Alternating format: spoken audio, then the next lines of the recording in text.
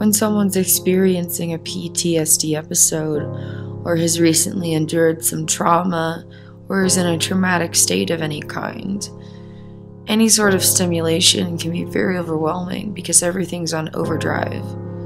And the best way to cope and to help people cope is to focus on extremely small goals.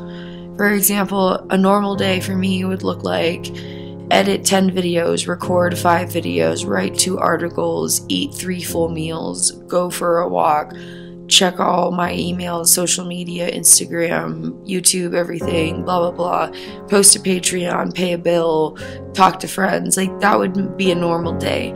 But if I'm going through PTSD stuff, the best thing is, my goal for the day is to take a nap if possible, and to eat whenever I feel hungry, a minimum of 2 meals.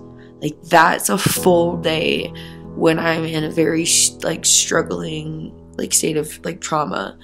And when people try to talk ahead or make plans or ask what's next or this or that, or try to talk about more than just what I'm focusing on, I get overwhelmed. And instead of feeling overwhelmed or anxious, I just get depressed because I've already reached my peak of anxiety. And so instead of experiencing that as like, okay, let's just slow down, it's like, oh my goodness, this is all just hopeless. And it's hard to recognize that because it's not a very logical trigger. But when in that state of trauma, my response to everything, triggers included, is completely different than, in a typical state where I'm just struggling with dissociation and stuff. And so it's very important to recognize the difference and to know that when I'm dealing with trauma, when someone is dealing with a traumatic state of mind, it's very important to just break things down. Very, very small goals, lots of validation, lots of encouragement, lots of taking it slow and easy. I don't need to be babied like that when I'm just dealing with dissociative identity disorder.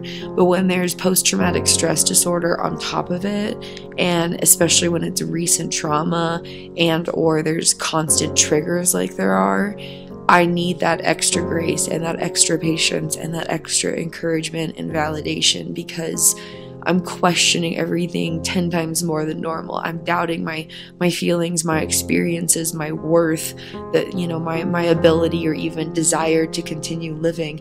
And that's not the true me. That's the trauma talking, and that's the state of trauma.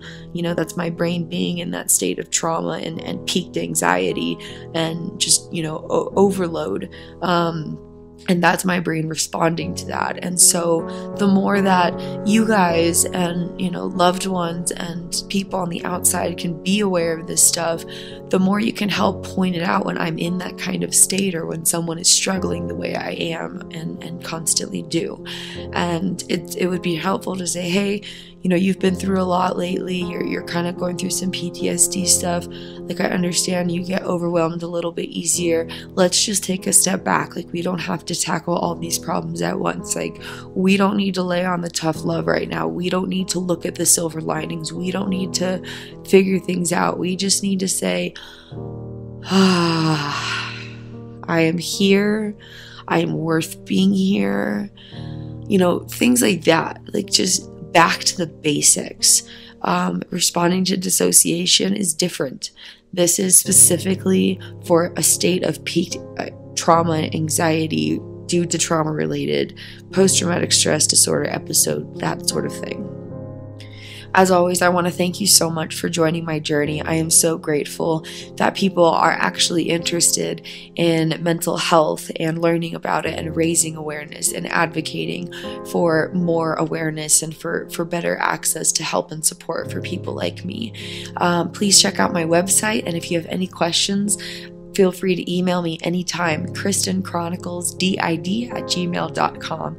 I always look forward to hearing from you guys, whether it's feedback on my content or questions along your own healing journey or anything in between.